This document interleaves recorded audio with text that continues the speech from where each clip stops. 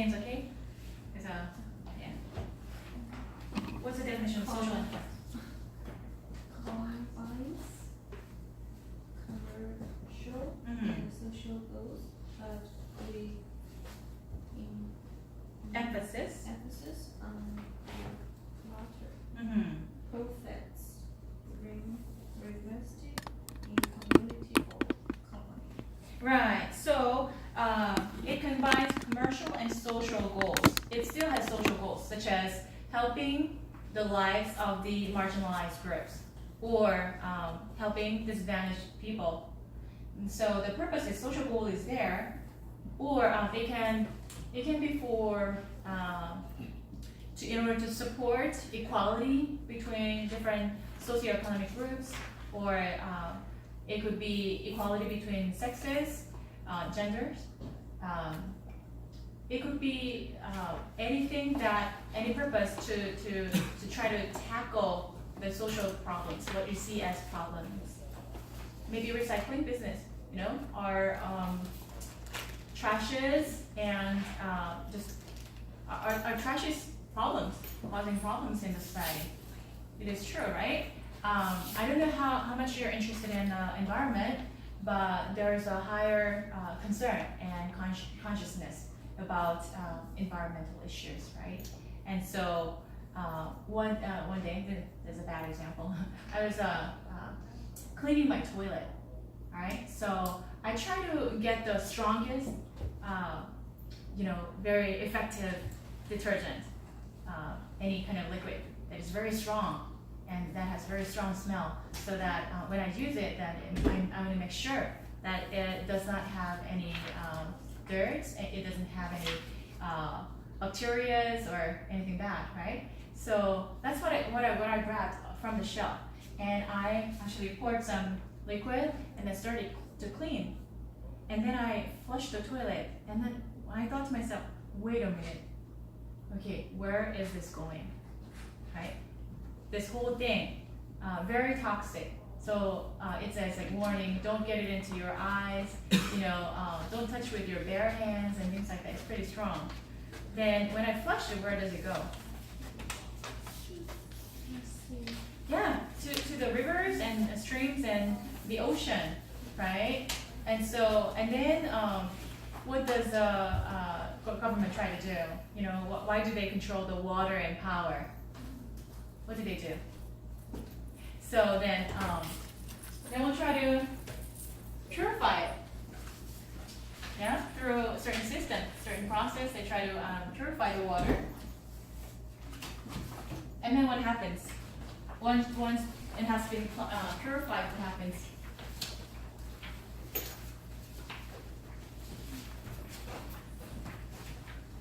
How many of you? Hi. How many of you? Did you pick this up from the? No. How many of you have used tap water? Tap water, just when you in your bathroom, turn the water. That's tap water, right? You use it for washing. I have an equipment at home. Basically, you pour water and then through a filter, it comes out purified, and then I drink it. Where does that water come from? Yeah, it's very obvious, right? So it has been cycled for a certain process, and it comes back to my own. Whether I drink it or I use it to clean myself, right? So I just reached that thought as I was cleaning my toilet. Oh, this, like, I have to rethink. I have to be conscious. So then, because I was not thinking that way. I was just doing things. My focus is like, okay, let's make it clean, sparkly, and I was just disinfect it and keep it clean. That was my purpose. And then I was not very, nitpicky about recycling either. I was like, oh, I'm in a hurry, just put everything together and just put it into the trash, the trash can outside. But I went to this conference, and they talked about how actually what we throw out comes back to us. And that's why I'm more conscious now. And so, wow, so you know what? So I went to a store again. I'm not gonna use this liquid anymore because it just contaminates the water. Oh, one more thing I want to add before I talk about like picking up a different liquid. I went to this parent conference. So in public schools like LA, public schools in LA, they invite parents to certain seminars in order to educate people. And so I went there. I'm not a parent, but that as part of my job, I went there. I sat there to help this older lady whose English was not perfect. I was helping her. I was sitting there, and what they talked about is what do you do with your prescribed medication? Okay, I don't know how many of you are taking, or you probably at least once in a lifetime you've taken prescribed medication. It could be cold medication, it could be for your infection, sinus infections, or it could be your stomach ache or whatever. You've taken prescribed medication through the doctors, right? And so some people have chronic illnesses where they have to get regularly for several years, all right? And so they have leftovers. Sometimes they expire, right? Or other times they just don't need it anymore. So what do you do with the leftover medicine? You toss them. You throw them into the trash. I've done that before. I feel guilty right now. So you throw them into the trash. And where do the trashes go? What do you think? So say you have hypertension medication, okay? Hypertension, high blood pressure. You have medicine, you have leftover, it's expired now, okay? So you're on your way to work, and so you happen to grab it and it's expired. So you toss it into a trash bin, public trash bin on the street. What do you think is gonna happen? Do you know that some people actually dig through the trash bin? Have you seen those people before? For recycling, like for empty bottles and things like that, right? They also dig for prescribed medication because prescription is expensive. It costs money and they don't have money. And therefore, when they see like bottle of medicine, although it's expired, you know what? I need this medicine. They take it home. They actually take it. Yeah. It's a big issue. Do you know that? I did not know that until I went to that conference, to that seminar. Okay. Other people say, I don't know, cold medicine or whatever the medication. It doesn't have to be prescribed. Any medication that you can get from the drugstores, leftover. What do you do? What do you think some people do? They toss it, not in the trash bin, but in the toilet. Flush it. It looks like a fastest and cleanest way to get rid of it. But then what happens? Okay, where does that medicine go? Along with the water? Into the streams, rivers, and the ocean.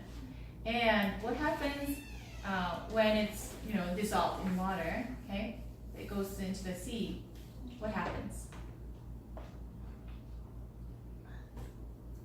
Yeah, animals, little fish, or it can be any fish that is exposed to the water will actually have be impacted by that. Either drink it or it affects most likely impacts the whole body, right? The fish. And who eats the fish? It may be on your table, right? I'm a great seafood lover, and therefore I've been taking all that. And so the government has been very concerned because they started to actually discover, because they have water samples every once in a while in order to test how contaminated or how purified it is, right? And so they've been discovering that there are drug components, like drug elements in the water. Can you imagine? You're drinking water and then you don't have hypertension and you are actually drinking hypertension medicines along with that. Yeah? I'm not trying to scare you, but I hope you understand my message. This is not an environment, eco-friendly class or anything like that, but just to set it out. I mean, because we talked about being the light and salt of the world, right? What we do unconsciously, just to trying to get rid of our medicine and just trying to clean the toilet and things like that, that affects the environment, and by the environment we are affected. We don't think that way, right? And so, what happened? And so, how do you actually get rid of medication then? Is if it's solid, then try to. This is kind of complicated, but if you go to like a very cheap store, like 99-cent store, you see like a cat food, dog food, they're kind of cheap, okay? And so you mix it. You mix the medicine with the dog food, cat food. Put it into a bag, and then you say what kind of medication it is, and then you throw it. When it's mixed with like dog food and cat food, people are not likely to take it because it's been like dirtied and mixed all together. So that's what I learned from the seminar. And never throw it into the toilet because it contaminates the water. Yeah. So after cleaning, I reached that thought by cleaning the toilet. I was like, wait a minute, it goes into my mouth. So then I stopped it, and then I went to a different store and picked up like an environmental safe product. There are many different brands these days. So no color, there are certain ingredients that are missing from the product. So it may not be as strong as the strong product that I picked up, but still it's effective. And when it goes into the water, it's much less harmful to the human body when it goes back on our table. So that's what I actually, just a couple of days ago, I was like, oh, okay, I can't do this anymore. And so when we think of social enterprise, it's thinking about different factors that come into play. Okay? The way it generates the income, and then how their income is used, how it impacts the society. Like when we help certain disadvantaged groups, like in the end, how it's going to help the entire society, right? We have to have a bigger perspective. So that's social enterprise. And how about social business? Could you read the social business for us? Combines commercial and social goals. Investment would lead to equivalent increase in social impact. Mm-hmm. So what they're trying to do is they don't necessarily put the profit, 100% of the profit back into operation or in order to help the needy people, but rather they generate income. When they increase with their profit, then they want to see the same type of increase in the amount of help they're giving. So it's just a different degree of how much they're inclined towards business versus social purposes.